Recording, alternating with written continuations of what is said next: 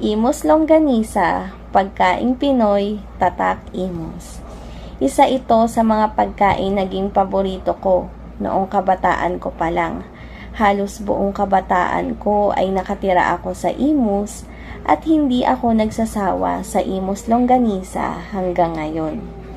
Nasanay na din ako sa lasa nito na kung papakainin niyo ako ng ibang longganisa, kakaiba siya para sa akin.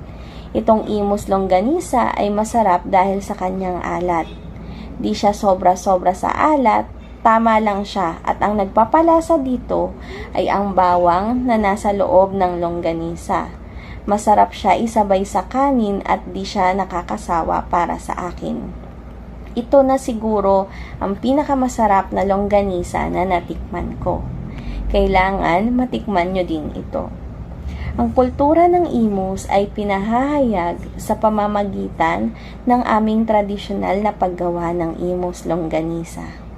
Ang Imus longganisa ay isang uri ng sausage na likas sa lungsod na ito at nagsisilbing simbolo ng lokal na kultura at pagkakakilanlan ng Imus.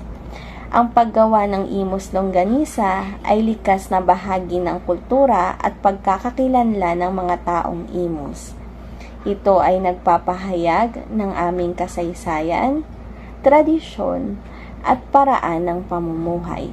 Sa bawat hakbang ng paggawa ng longganisa, makikita ang pagnanais ng mga Imusenyo na mapanatili at ipagmalaki ang aming sariling kultura at tradisyon.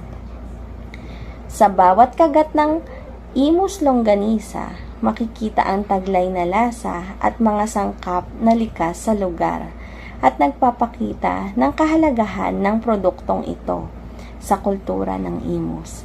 Ito ay hindi lamang pagkain, kundi isang simbolo ng pagkakaisa at pagmamahal sa bayan. Sa ganitong paraan, ang Imus longganisa ay hindi lamang simpleng produktong pagkain, kundi isang representasyon ng kultura, tradisyon at pagkakakilanlan ng Imus.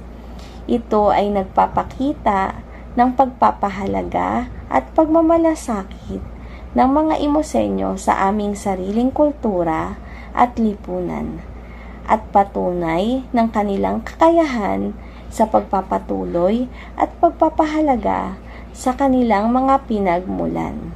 Ang Imus longganisa ng Imus City, Cavite.